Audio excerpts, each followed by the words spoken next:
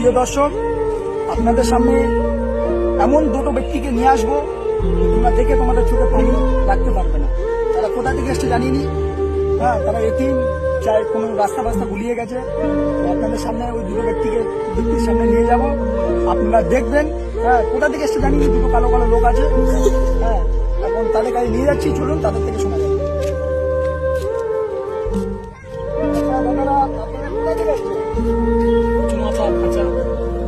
এরা বলতে চাচ্ছে যে আমরা এসছি সাউথ আফ্রিকা থেকে।